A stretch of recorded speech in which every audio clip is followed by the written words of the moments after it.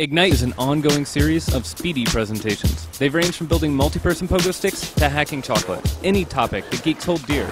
Each speaker gets only 5 minutes and 20 slides that auto-advance every 15 seconds. Over the last 20 years, we've seen a remarkable shift in the way that we view careers. And I'd like to talk about what sucks, what we can change, and perhaps what we can do about it. So my arch nemesis is the resume. I think that for creative people, for educated people, for multidisciplinary people, such as those rating my presentation right now, a resume is absolutely the worst way to convey your strengths. And after you spend all your time working on it, it sits in this pile in front of a recruiter or a hiring manager or somebody, and you're just like everybody else. So after you spend all that time there, you know, it's a waste of time is kind of my point. I don't think there's anything wrong with standing out. I think we should take a completely different approach to conveying our strengths as individuals, conveying our strengths as entrepreneurs, and marketing ourselves to others and spreading ideas this way. So why not build a personal website? Why not take a different approach? It's just one of many ideas. I started doing this back in 2006, and I actually had my choice of jobs. The only person or the only company that turned me down was Google, and they probably should have. So this is what I do. In the West, we're conditioned to be unnecessarily modest, we play down our strengths. We don't talk confidently about the things that we can do. So when we get to an interview, when we sit down and we're supposed to talk about what we can do better than anybody else, we freeze up and we don't really do it confidently, and I think that's a problem. I think the problem is systemic. So we should instead focus on what our superpower is, what we do here, what we're created on earth to do that's better than anybody else. What can we confidently do? What can we share to the world? What's our gift, and why can't we put this on a resume, and why can't we put this on a website, rather?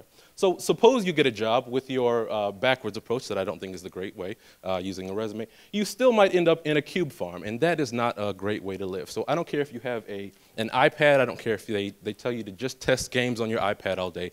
You're going to want to shoot yourself at some point. Layoffs are a way of life. I can't tell you how many of my friends have been laid off over the past year and a half. I used to work for a large company, and there got to a point where every week somebody was getting laid off. So it's a terrible way to live in fear. I'm here to argue that retirement is no longer the goal, right? We have a different expectation now, particularly people entering the job field right now, people just now figuring out what they want to be when they grow up like me. I don't think retirement is the goal. I'd also argue that putting all of your eggs in one basket is just like working for one company and not doing anything else, right? It's risky. You know, we're conditioned to feel like entrepreneurship and taking risks and things like that, that's a risky thing. And I really would argue that just having one job and one source of income is the riskiest thing you could do. You need a side hustle. You need to do something on the side. You need to make money on the side. Perhaps not pimping, but I'm not judging anybody.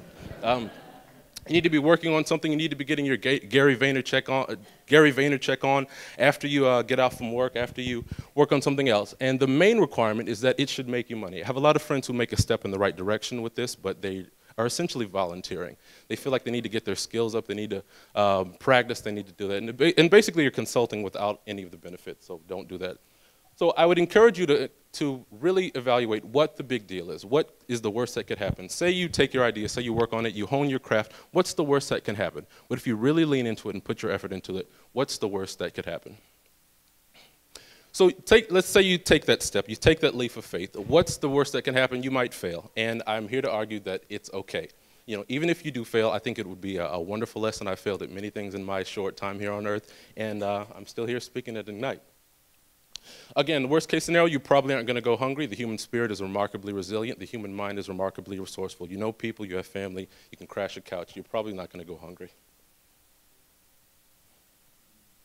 I think it's more about the adventure, right? More about the journey. Less about a destination, less about a pension, less about a retirement, and more about what we're learning as we get there. So I think it's a completely different paradigm that we should really start evaluating for how we view careers in this modern day. When I sit around a Christmas dinner in 20 years and I'm looking at the face of my kids and my grandkids, I don't want to tell them what I was afraid to do. So that's kind of one of my biggest motivations behind striking out, really pouring my energy into this. I feel like the freedom is worth it, being able to leave work at 2 p.m. and maybe going and picking up your son from soccer practice. I don't have any kids, but perhaps you do. So I imagine that would be a wonderful perk. And I'm putting my money where my mouth is because I quit my job on Friday and I stand before you today self-employed. Thank you very much.